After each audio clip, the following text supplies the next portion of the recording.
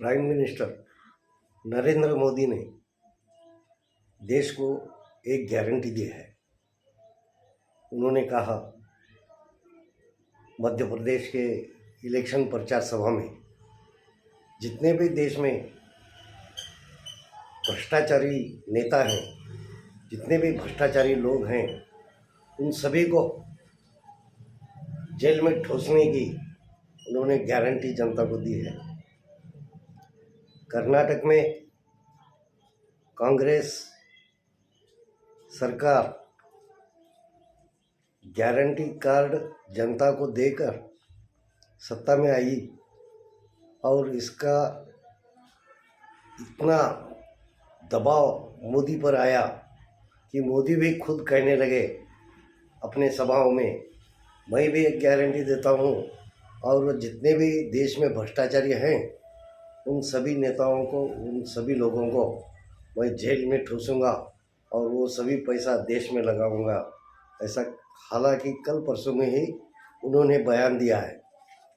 बयान देने के दूसरे दिन ही महाराष्ट्र में सत्ता का उलटफेर हुआ। राष्ट्रवादी के नेता अजित पवार इनको मोदी के लोगों ने कैप्चर किया और बता दिया, अगर तुम हमारी पार्टी में शामिल होकर हमारी सरकार नहीं बनाते हो तो तुम्हें कुछ घंटों में ही हम जेल में ठूस देंगे। और इससे ये लोग इतने घबरा गए कि मोदी ने जो बयान दिया था भाषण में वो उसी तरह करेगा और हम सबको जेल में अंदर जाना पड़ेगा। और इलेक्शन तो अगले साल है, जब तक क्या होगा और क्या नहीं कुछ बता नहीं सकते। जब तक नवाब मलिक भी 2 साल से जेल में पड़े हुए हैं, ऐसी ये हालत हम सब लोगों की होगी, इस ख्याल से अजित पवार और उनके सब साथी घबरा गए और उन्होंने फडणवीस के साथ बातचीत करके अपना पाला बदल लिया, अपनी पार्टी बदल ली और मोदी को सपोर्ट किया। ये बात यहाँ तक साबित हुई, कल तक जो मोदी कहते थे कि सभी भ्रष्टाचारों को हम जेल में ठूस देंगे, वो दूसरे ही दिन मोदी ने अपना वादा भंग कर दिया। वो गारंटी में क्या टिक सकते हैं, कैसे नेता को, वो उन्होंने तो भ्रष्ट लोगों के साथ मिलकर सत्ता बना डाली। जहाँ की एक तरफ अजित पवार उप मुख्यमंत्री की शपथ ले रहे थे, वहीं पर ईडी ने उनके पर एफआईआर दर्ज करने में मशगूल हुई थी। 826 करोड़ का घोटाला करने का आरोप ईडी ने अजित पवार पर डाला है और ऐसे कई सारे लोगों पर ईडी ने एफआईआर दर्ज की है। इससे सभी लोग को घबरा गए और उन्होंने सत्ता हासिल कर ली।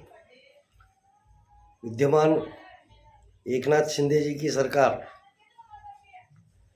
सुप्रीम कोर्ट के दायरे में फंसी हुई है। आज या कल कभी भी उसका सुप्रीम कोर्ट फैसला कर सकता है और अगर ये फैसले में एकनाथ शिंदे अगर निकल जाते हैं तो उस जगह बीजेपी गवर्नमेंट को सपोर्ट करने के लिए कोई नहीं था। इसके वास्ते उन्होंने अजित पवार और राष्ट्रवादी कांग्रेस के लोगों को डर दिखाकर अपनी सत्ता कायम रखने की तजवीज़ कर ली है। इसी तरह इन्होंने भारत में जो बीजेपी के व्यतिरिक्त सरकार चल रही है, उन्हें हर राज्यों में इन्होंने ये प्रयोग आजमाया है।